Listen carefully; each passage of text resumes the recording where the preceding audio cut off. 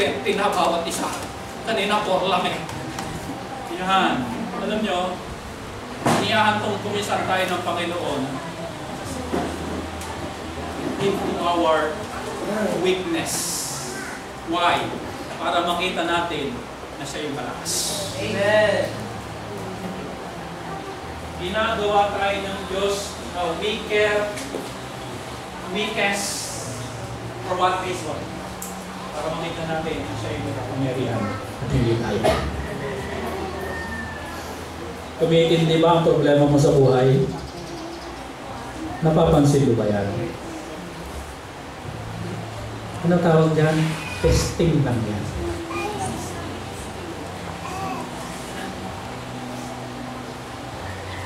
Verse number 4.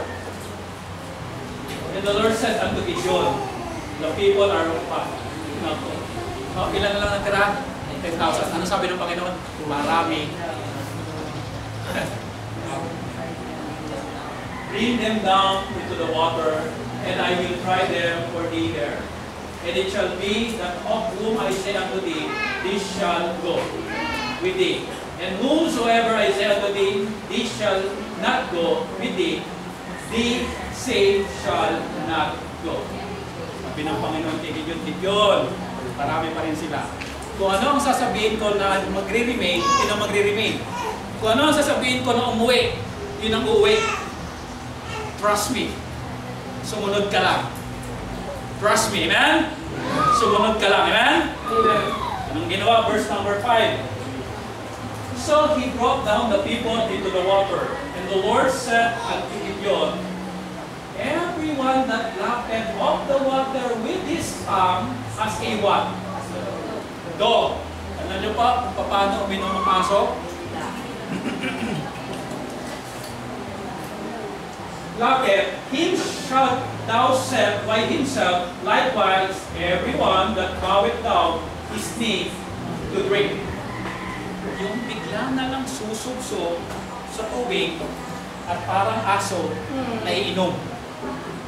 Verse 6. And the number of them that lapped, putting their hand to their mouth, were 300 men, but all the rest of the people bowed down upon their knees to drink what? Water. Ano ibubukod? Lahat ng uminom na parang aso, pauwi na. At yung iinom na gamit ang kamay, yun ang i-remain. Ilan ang na-remain? 300. Ano ibig sabihin dito ng Panginoon? You see, church, kung ikaw ay sundalo, sabihin mo sa katabi, kung ikaw ay sundalo,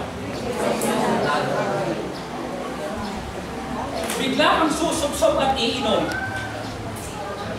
Ang tendency, pag sumalakay ang kalaban, patay ka. Nakuha niyo po? Yung strategy. Pero kung ikaw ay iinom nang nakaganon, you are ready. Amen. Amen? Amen. You are ready. Right. Ano yung pinapakita dito ng Diyos? Isa sa gusto ng Diyos na katangian, yung Kristiyanong may disiplina. Amen! Church, alam niyo kung minsan kung bakit hindi natin natatapos ang ating first fruit? Wala tayong disiplina! Right. Nakakapag-glow pero hindi yung first fruit. Are you listening, church? Amen. Bigger place! Kung gusto mong makasama, disiplinahin mo sarili mo. Amen. More. Alam mo laban niya, tapos iinom ka ng paganon? Ano si church? Uminom ka ng ano?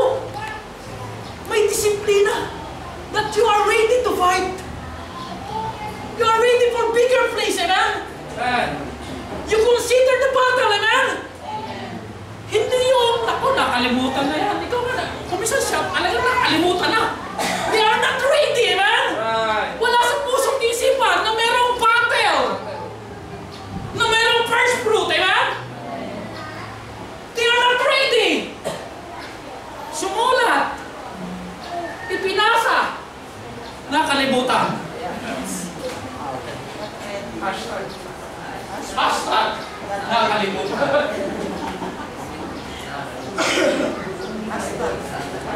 Ay, hindi ka makakasama sa bigger place.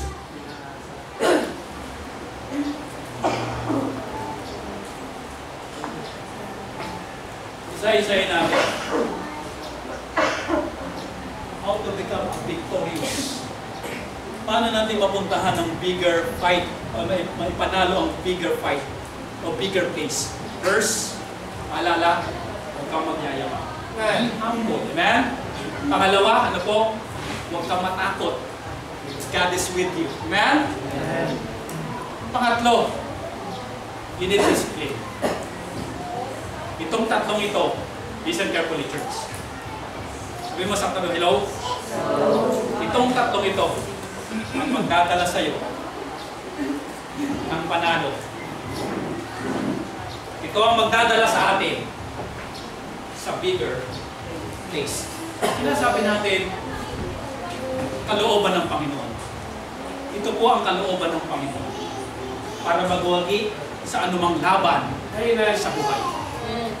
You need what? Huwag kang magyayabang. We need what? Huwag kang matatakot. Pangatlo, maging disiplinado ka. Amen. How many ang natira? 300. Ngayon, church, sa bigger place, makakasama ka kaya? Kasama ka kaya? Sa ating bigger place. Tanungin mo katabi mo, kasama ka kaya? O sasama ka kaya?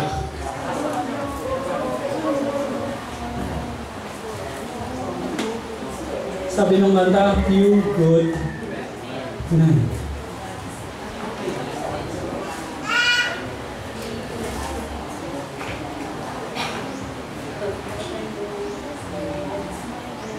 Hindi kailangan ng Diyos ang number.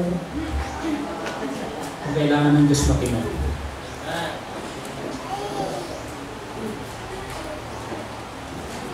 How many? From 32,000 naging 300. 1 is to 450 na. 1 is to 450. Ang isa, kailangan ito ba 450. Mas bumigat. Habang bumibigat ang pasanin at ramdam natin, maramdam din natin na mas mabigat ang kapangyarihan ng Diyos. Amen! Sa buhay natin. The more difficult, the more powerful our God is. Amen? Amen. Hindi ka bibigyan ng Diyos ng pagsubok nang hindi mo kaya. Amen? Amen. 300. But all the rest of the people bowed down upon their knees to drink what? Water. Anong sabi ng Panginoon?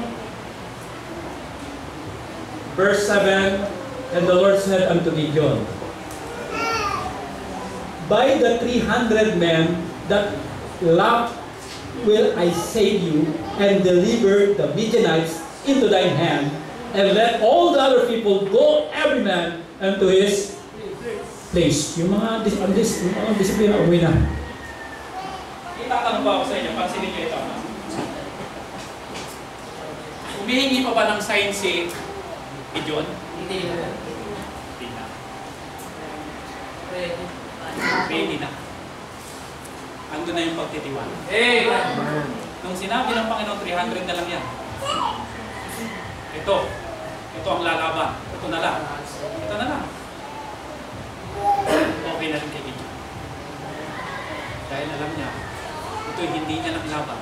Kasama nila. Sa umpisa pa lang, sinabi na sa kanya ng Lord, God is with you. Wala pa man yung laban. Hindi pa man ino-organize sa mga tao. Wala pa man ang pagsubok. God is with you. Wala pa man yung pagsubok mo. God is with you na. Amen? By this, 300 men, yan ang magpapalanda.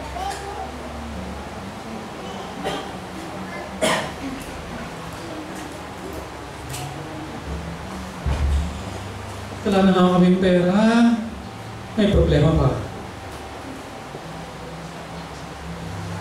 135,000 na ang kalaban. Naging 300 na lang kami. Different story. Pero ganoon ang sitwasyon. Remember, God is with you.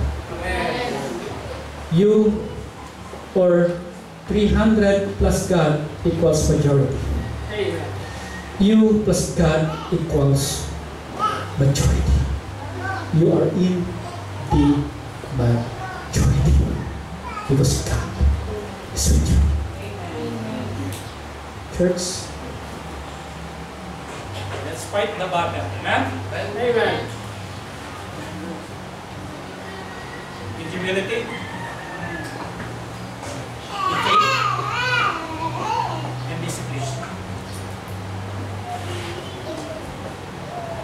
Alam niyo kung minsan ang tao may sakit, kaya nagkakasakit lang ang disiplina sa pagkain.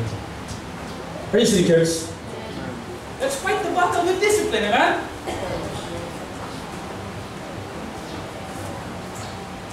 Let's fight the battle with discipline. Let's fight the battle with humility.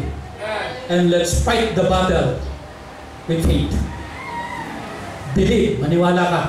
Yan ang maghahantong sa'yo Sa isang napakalaking tagumpay sa buhay.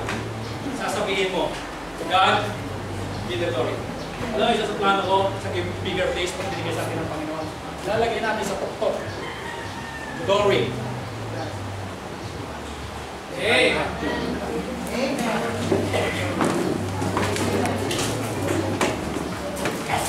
Ama naming Diyos, salamat sa mensahe mo ngayong umaga.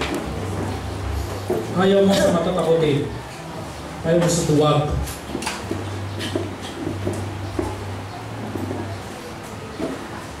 Dahil nais mo yung magtiwala. Maunahan niyo po ang bawat isa sa amin. Sa umaga.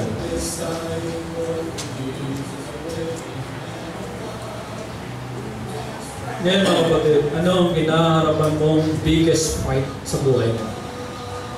Yung kailangan mong lumaban. Pinapaalalahanan tayo ng Diyos ngayon. Be humble. Trust God. Maging disiplinado.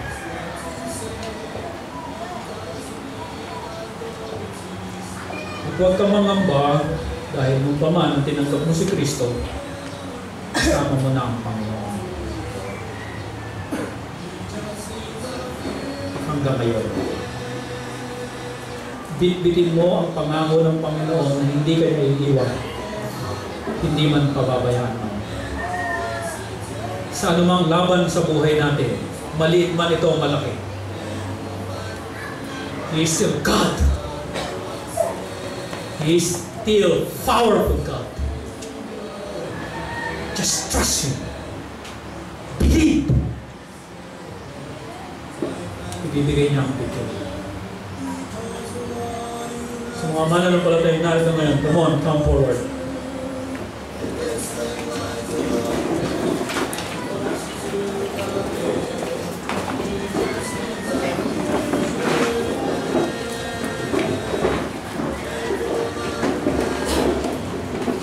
Kasama ko ba sa laban? Sa laban ng church na ito for a bigger place. Kasama ka ba? Mas maganda kasama ka. That you will enjoy victory. Nakasama ka. Pero pag hindi ka kasama, ang iba masaya sa tagumpay.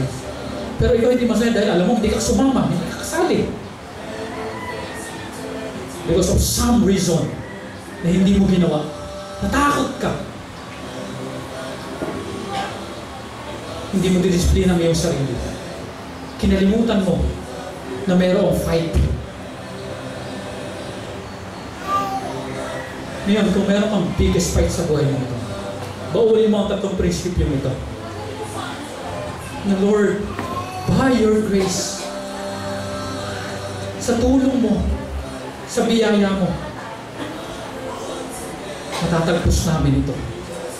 Mapagtatagumpayan namin ito. Itong pagsubok na ito, na umaabot na kumukonti na ang bilang. Ang aming kabog ng dibdib ay lalong kumakabog. Dahil sa hawak namin umuunti na.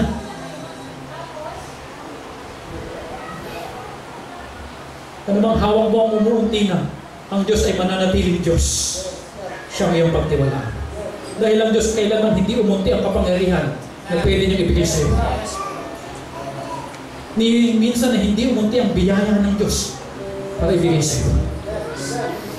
Trust God! Believe! Maraming Diyos, salamat sa inyong mensahe. Ang hawakan namin ang inyong salita, ang inyong pangako, ang inyong mga prinsipyo sa umagang ito, nang mapunta kami sa isang malaking tagumpay. Sa pangalan ni Jesus. Amen.